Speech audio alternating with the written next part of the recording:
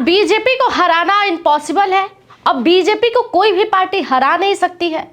देखिए, राजनीतिक लोगों में ये चर्चा बहुत तेज है कि अब बीजेपी को कोई हरा नहीं सकता है, बीजेपी को हराना अब नामुमकिन है। दूसरा, इस बात की भी चर्चा तेज है कि बंगाल चुनाव के बाद बहुत सारी राजनीतिक पार्टियां खत्म हो जाएगा। जी हाँ, या तो वो किसी बड़े पार्टी के साथ विलय कर लेगा, या तो बीजेपी, नहीं तो कांग्रेस के साथ, नहीं तो वो पार्टी ही खत्म हो जाएगी।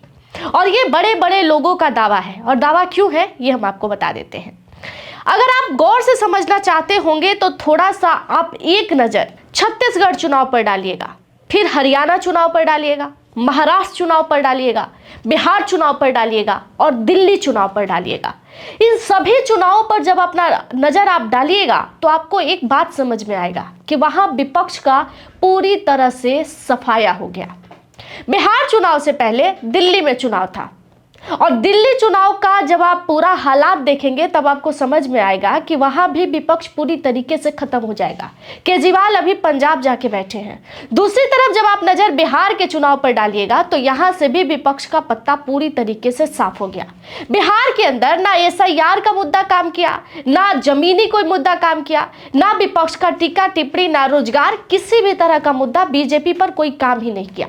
दूसरी तरफ प्रशांत किशोर जो इतनी मजबूती से बिहार के अंदर दिखाई दे रहे थे, बिहार चुनाव के 2 साल पहले से वो बिहार के अंदर रणनीति तैयार कर रहे थे। उन्होंने ये तक दावा कर दिया था कि हम प्रधानमंत्री बना सकते हैं तो हम बिहार में मुख्यमंत्री भी बना सकते हैं, लेकिन उनका भी दावा फेल हो गया। उनका तो इतना बुरा हाल रहा कि बिहार के अंदर एक खाता तक नहीं खुला। इसी तरह आप सारे विपक्षियों पर जब आप नजर डालिएगा, जहां जहां बीजेपी ने अपनी सरकार बनाई है, हर जगह विपक्षियों का बिल्कुल सफाया हो गया।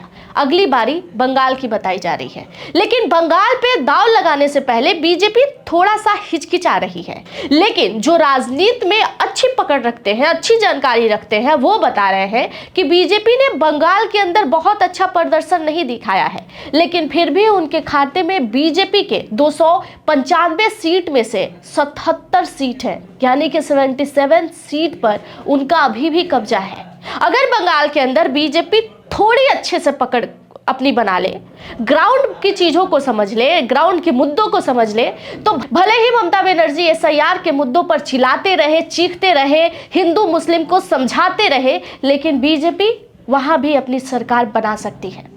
नितिन नवीन का नाम भी आ रहा है कि नितिन नवीन ने छत्तीसगढ़ में अपनी जो कार्यकाल था वो बहुत अच्छे से दिखाई थी, क्योंकि वहां पे वो उस समय प्रभारी बनाकर भेजे गए थे और उनकी पकड़ बहुत बढ़िया देखी गई थी। मंगल पांडे को बंगाल चुनाव को लेकर पहले से ही तैयार किया गया है। दूसरी तरफ नितिन नवीन ने छत्तीसगढ़ में अपना रंग दिखाया था, इसको लेकर भी बंगाल चुनाव से पहले उनको राष्ट्रीय कार्यकारी अध्यक्ष बना दिया गया, ये सोचकर कि बंगाल में भी बीजेपी का जीतना आसान हो जाएगा।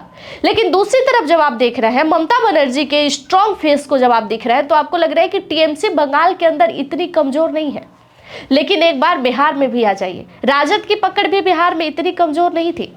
राजद विपक्ष की सीट पर जब बैठी थी और दूर दूर तक जब आप बिहार विधानसभा के अंदर देखते तो विपक्ष को गिनती कर पाना मुश्किल था। यादव समुदाय के सबसे अधिक लोग थे बिहार में, लेकिन क्या हुआ, आज विपक्ष सदन में उंगलियों पर गिनी जा सकती है। बंगाल चुनाव को लेकर भी कुछ ऐसा ही बातें जो है वो हो रहा है कि बीजेपी बंगाल में बिना पकड़ रखे जब 77 विधायक अपने पास रख सकती है, तो 215 विधायक जो ममता बनर्जी के पास है उन्हें अपने पास लाने में बीजेपी को ज्यादा समय नहीं लगेगा।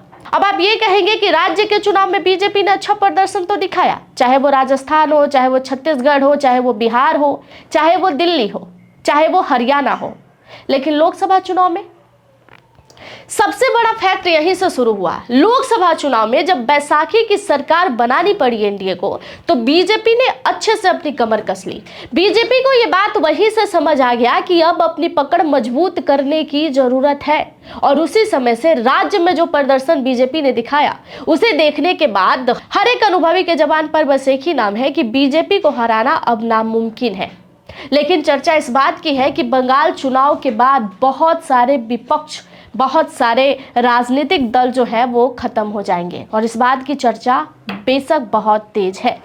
ममता बनर्जी बंगाल के अंदर इतनी कमजोर नहीं है, ये सभी को पता है। उनके आगे बीजेपी जो है अभी बंगाल में कुछ भी नहीं है। लेकिन बीजेपी की इस बार की रणनीति भी उतनी कमजोर नहीं है।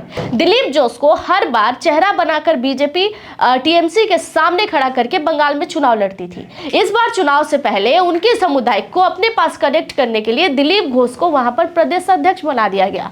खुद अमित शाह वहां दौरा कर रहे हैं, वहां के कार्यकर्ताओं से मिल रहे हैं, बातचीत कर रहे हैं। वहीं दूसरी तरफ टीएमसी की ममता बनर्जी लगातार चिल्ला रही है कि एसआईआर के मुद्दे पर देखिए, एक बार नजर डालिए, उससे कुछ होगा नहीं, ये सभी लोग जानते हैं। क्योंकि बिहार चुनाव से पहले भी वोटर आधार यात्रा राहुल गांधी ने 16 दिन तेजस्वी यादव के साथ मिलकर निकाला था, लेकिन इसका असर बिहार में कुछ भी नहीं हुआ। लोग ये उम्मीद करते हैं कि बंगाल के अंदर भी बीजेपी अपना प्रदर्शन इस बार बहुत बढ़िया दिखाएगी। बंगाल के अंदर बीजेपी और टीएमसी के ममता बनर्जी पर आमने सामने का टक्कर है और टक्कर देखने लायक है। वो बीजेपी जिसे ममता बनर्जी ने 3 बार धूल चटाया है और सामने से ये बताया है कि आपका राज, आपका सरकार हम बंगाल में नहीं बनने देंगे। क्या इस बार ममता बनर्जी अपनी छुट्टी बीजेपी से इतनी आसानी से करने देंगी? अपनी मजबूत छवि जो ममता बनर्जी ने बंगाल में बनाया है, क्या इस बात में तब्दील हो जाएगा कि बीजेपी को हराना अब इम्पॉसिबल है? बीजेपी अब कहीं नहीं हार सकती? ये तमाम मुद्दों की डिटेल्स हमने आपको इसमें बताया कि क्यों लोगों को लग रहा है कि बीजेपी को हराना इम्पॉसिबल है। लेकिन आपको क्या लगता है, क्या बंगाल के अंदर बीजेपी अपनी सरकार बना लेगी? इस खबर पर आपका क्या राय होगा, कमेंट सेक्शन में जरूर बताइएगा। बाकी की तमाम जानकारियों के लिए जुड़े रहिएगा हमारे साथ। धन्यवाद।